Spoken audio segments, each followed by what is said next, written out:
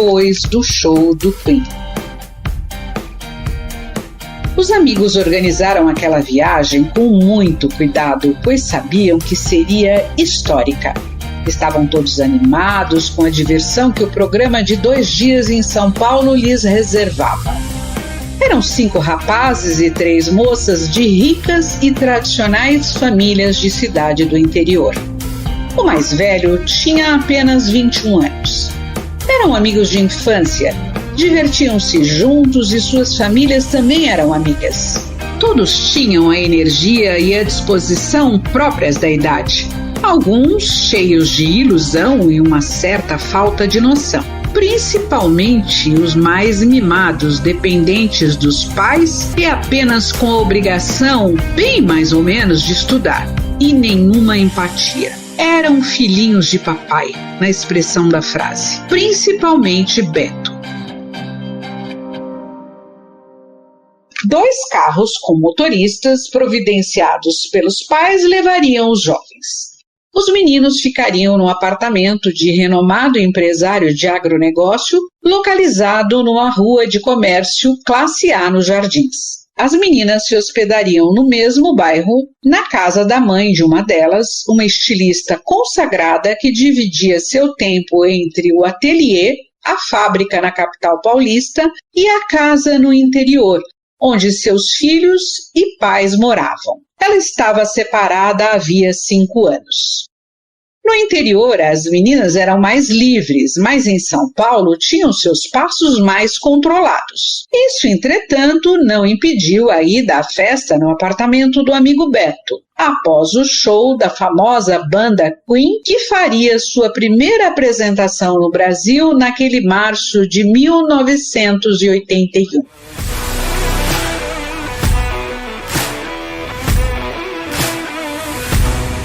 Dois meses antes, depois de muita insistência, foi o pai de Beto, o rico produtor de cana-de-açúcar, que havia concordado em hospedar os garotos durante a apresentação em São Paulo, que permitiu também a festa. Segundo os jovens, a ideia era só reunir os 8 amigos, além de 12 ou 13 companheiros que já estudavam em São Paulo, algo comum para a realidade daquelas famílias. Mas acabariam sendo muito mais do que 20 pessoas, já que amigos levariam amigos e esses outros amigos, a ponto de Beto precisar interromper a liberação de entrada na portaria. Mas disso ele ainda não sabia quando falou ao pai os planos da festa. Naquele início dos anos 80, as normas dos condomínios ainda não eram tão rígidas e havia uma certa condescendência com a diversão dos jovens dentro de certos limites. Os pais de Beto estariam fora de São Paulo, então o apartamento seria liberado naquele final de semana. E o momento tão aguardado finalmente chegou. A turma chegou a São Paulo eufórica. Depois de se hospedarem, os jovens se arrumaram e foram para o estádio do Morumbi assistir ao show que acabou sendo muito melhor do que esperavam. A banda tocou seus sucessos e sua performance levou os fãs à loucura, ainda pouco acostumados que estavam com espetáculos internacionais no Brasil. Aquele show do Queen entrou para a história do rock, mas para os 8 amigos, o acontecimento musical foi superado por uma ocorrência que mudaria suas vidas.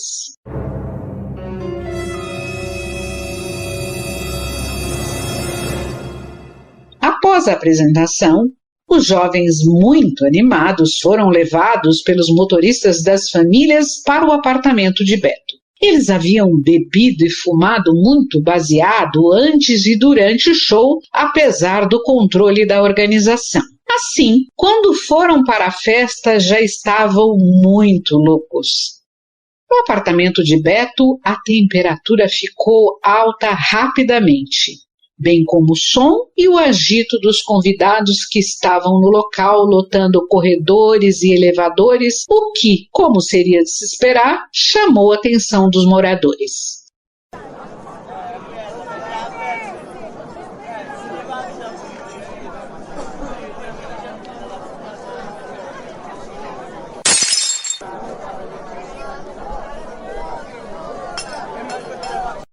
Às 3 horas da manhã, o pai de Beto, mesmo a quilômetros de distância, foi chamado para tomar providências contra a bagunça e a gritaria que perturbavam o sossego de todos.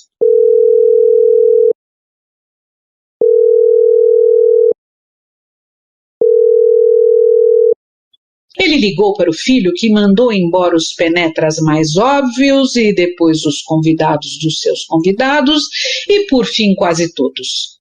A festa acabou em briga e confusão. Os 8 amigos dormiram no apartamento como combinado. Não sem antes ouvirem em silêncio um sermão do pai de Beto pelo telefone. No dia seguinte, acordaram quase na hora do almoço. Teriam dormido mais se não fosse a fome. As garotas assumiram o trabalho de preparar a refeição, já que os empregados haviam sido dispensados a pedido de Beto. Ocupadas na cozinha, as meninas não perceberam a disputa inusitada que se desenrolava na grande varanda da sala. Só se deram conta quando um dos rapazes pediu todos os tomates da despensa e da geladeira. Os amigos já haviam preparado baldes de água e muitos ovos. Nayara, filha da estilista, que conhecia bem os amigos, o espírito de porco e um certo desequilíbrio de Beto, perguntou irritada: "O que vocês estão aprontando?" "Não enche, estamos nos divertindo." Essa foi a resposta do garoto que saiu da cozinha com os tomates. Elas resolveram então ir até a sala. Lá viram o festival nojento que eles estavam fazendo nas varandas de alguns apartamentos em frente, onde aparentemente não havia ninguém, já que as janelas continuavam fechadas. Na avaliação das moças, era uma atitude típica de idiotas. As meninas descobriram que os rapazes começaram com uma disputa de cuspe, passaram para os copos d'água e agora eram os tomates. O ganhador era quem jogava o que quer que fosse mais longe. Eles atravessavam a sala e pulavam o mais alto possível para garantir um movimento mais forte e certeiro. Não se importavam com os protestos das amigas. Logo em seguida, começaram as reclamações de alguns moradores de apartamentos das proximidades. Na calçada, na rua, em frente ao apartamento, pessoas também começaram a observar a bagunça que vinha do apartamento de Beto. Os palavrões e a gritaria de protestos começaram.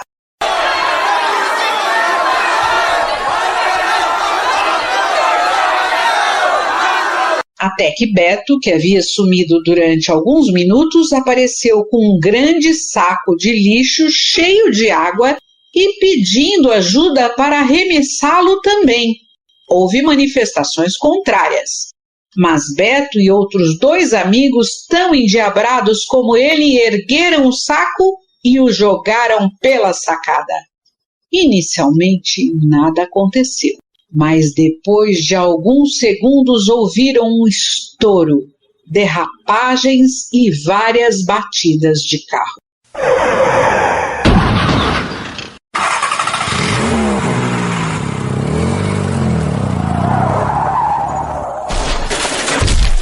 A brincadeira havia provocado um grande acidente envolvendo vários veículos.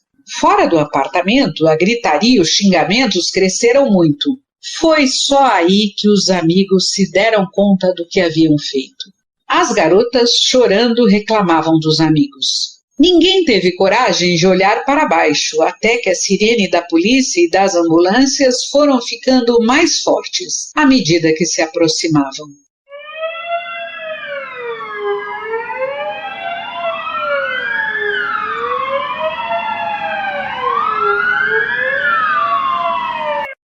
Desesperados, passaram a entender de vez a gravidade da situação. Ao olhar pela varanda, viram que o saco havia atingido uma belina e mais 4 carros, que se engavetaram. Felizmente, o socorro foi rápido. O interfone tocou, mas nenhum deles teve coragem de atender. Eles não sabiam o que fazer. Alguns foram para o quarto e se enrolaram nos cobertores. Outros foram chorar no banheiro, lembrou um dos amigos que estava no apartamento na ocasião.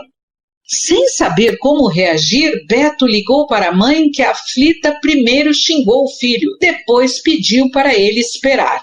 Ia falar com o pai, que telefonou em seguida, orientando para que todos ficassem quietos e aguardassem a chegada do advogado e do tio, que moravam na cidade. Eles cuidariam do assunto. E cuidaram tanto que ninguém foi preso ou processado. Depois das orientações e da chegada do advogado e do tio, os amigos se despediram e foram embora. O grupo se desfez após aquela viagem, seja pela decepção de uns com as atitudes de outros, seja pela vergonha, seja pela proibição dos pais, que também se afastaram. Nunca mais ninguém se falou naquela turma, embora não tenham esquecido o que aconteceu naquele apartamento depois do show do Queen. Como resultado do acidente provocado pelo saco de água, 2 pessoas foram levadas ao hospital. 4 carros tiveram prejuízos importantes e um deles teve perda total. Os pais de Beto decidiram mandar o jovem terminar os estudos nos Estados Unidos. Ele nunca mais voltou ao Brasil. Já o Queen fez várias e outras apresentações memoráveis por aqui.